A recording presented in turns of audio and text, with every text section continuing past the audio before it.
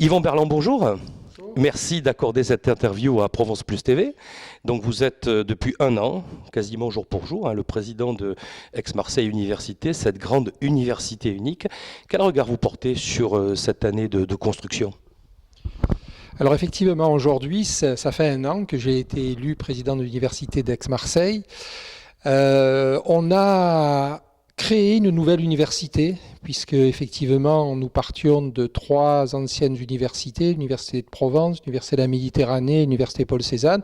Et là, on a dû créer, avec tout ce que cela exige en termes d'instances à mettre en place, de direction politique, de gouvernance, de nouveaux principes de fonctionnement de cette université, une nouvelle université qui a été mise en place. Et quand je me suis penché entre Noël et Jour de l'An sur le travail accompli, que je vais rappeler d'ailleurs prochainement en allant sur tous les sites de l'université à l'occasion des vœux, eh bien, on constate qu'il y a un travail colossal qui a été fait, et je pense qu'en déclinant toutes les actions qui ont été menées, chacun des personnels, chacun des enseignants et des enseignants-chercheurs et des étudiants qui ont participé également, pour beaucoup d'entre eux, à la mise en place de cette université, va être satisfait de ce qui a été fait. Alors, un long chemin parcouru et puis aussi, je crois, une volonté de donner plus de lisibilité aux filières et aux diplômes. C'est-à-dire de rendre cette grande université très ouverte, très accessible, y compris à l'international. Alors effectivement, on n'a pas simplement fusionné les trois universités, on a voulu que cette université soit visible, lisible du site pour nos concitoyens, du territoire national, mais également au niveau international. Pour exemple, il y avait 7 facultés de sciences, il n'y en a plus qu'une. Il y avait 2 facultés d'économie-gestion, il n'y en a plus qu'une. Il y avait 2 écoles d'ingénieurs, il n'y en a plus qu'une. Il y avait 2 observatoires des sciences de l'univers, il n'y en a plus qu'un.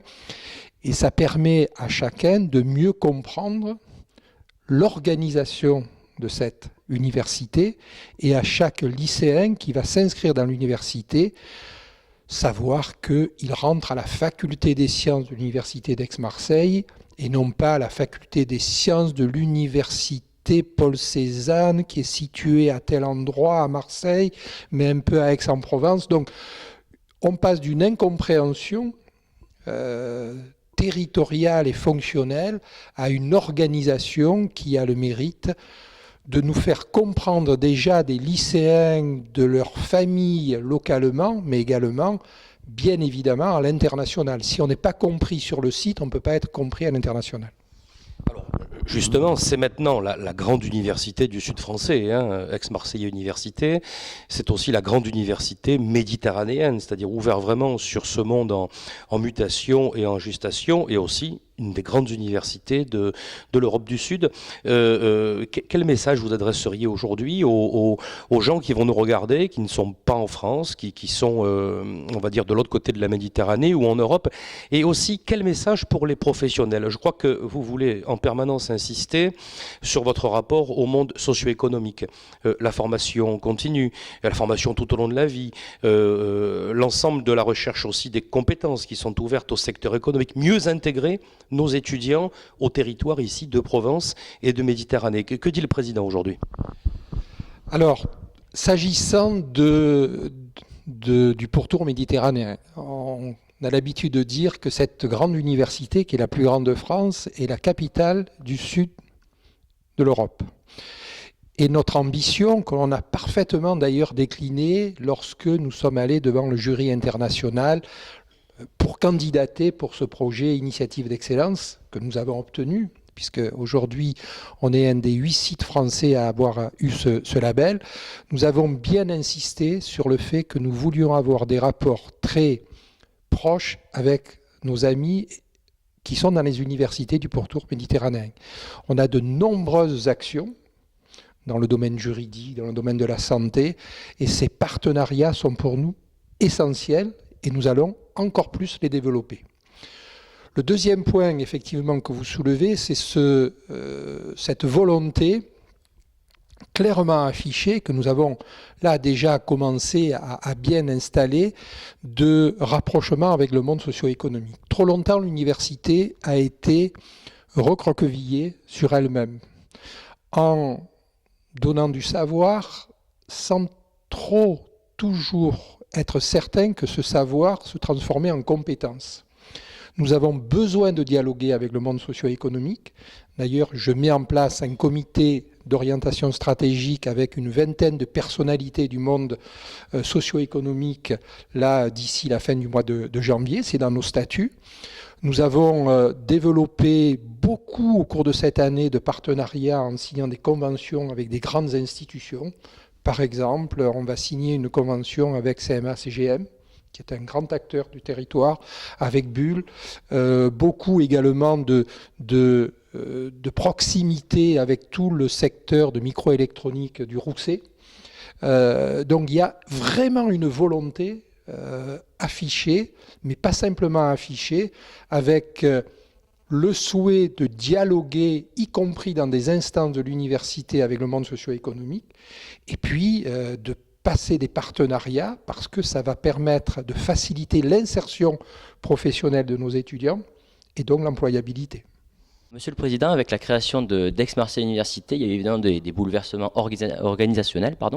Il y a eu aussi un bouleversement en termes d'identité pour ces étudiants qui auparavant appartenaient à différents pôles, on l'a cité, Université de Provence, Université Paul Cézanne ou Université de la Méditerranée. Quelle a été aujourd'hui la force du projet pour créer justement cette identité commune? On a parlé d'Aix-Marseille, mais aussi de manière transverse entre toutes ces universités. Alors il y a eu vis-à-vis des étudiants, deux idées majeures qui ont présidé à ce qu'on soit convaincu qu'il fallait faire cette grande université. D'une part, arrêter la compétition dans certains secteurs entre ces trois universités.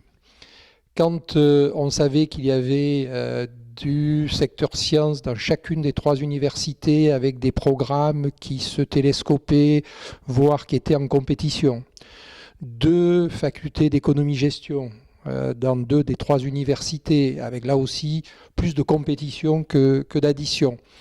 Deux écoles d'ingénieurs.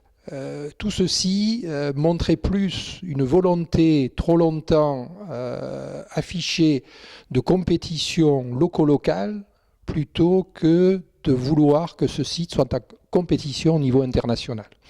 Et ce n'était pas bon pour les étudiants. D'ailleurs, les lycéens ne comprenaient pas très bien à notre structuration. Et s'ils ne comprenaient pas très bien à notre structuration, ça les a souvent engagés à aller voir ailleurs ce qui se passait. Puisqu'il faut savoir qu'encore aujourd'hui, on perd des étudiants. Donc on a besoin d'installer de la confiance.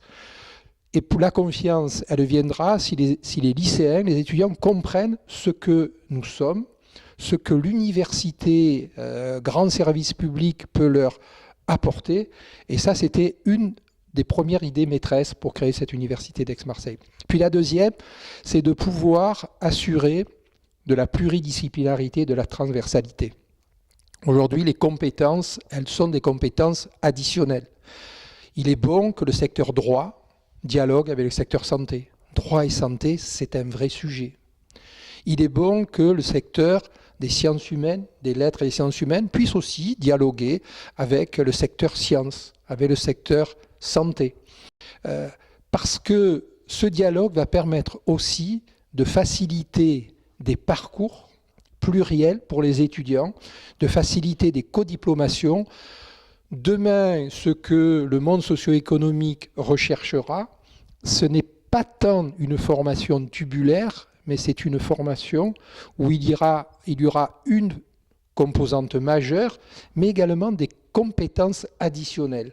Et ces compétences additionnelles pourront être enseignées et fournies dans une grande université où justement il y a la pluralité de formations.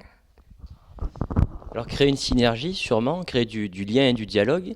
Vous nous avez parlé des formations. D'un point de vue de l'animation de la vie étudiante, parce que maintenant ce campus comporte 70 000 étudiants, quels sont selon vous, ou quels seront les apports d'Aix-Marseille Université par rapport à cette animation de la vie étudiante du campus, à travers les associations, ou peut-être les actions même de l'université? Est-ce qu'il y a eu des pistes ou des directions nouvelles lancées par Aix-Marseille Université? Alors la vie étudiante, c'est quelque chose de fort important. Déjà, le fait de fusionner ces 3 universités nous a permis d'obtenir l'opération campus. Si je prends les conséquences de l'opération campus pour Aix-en-Provence, il va y avoir une réfection totale du campus Schumann.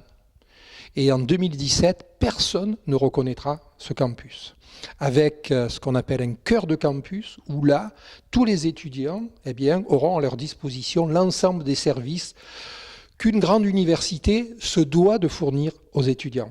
Et je vous assure qu'en 2016-2017, personne ne reconnaîtra ce campus.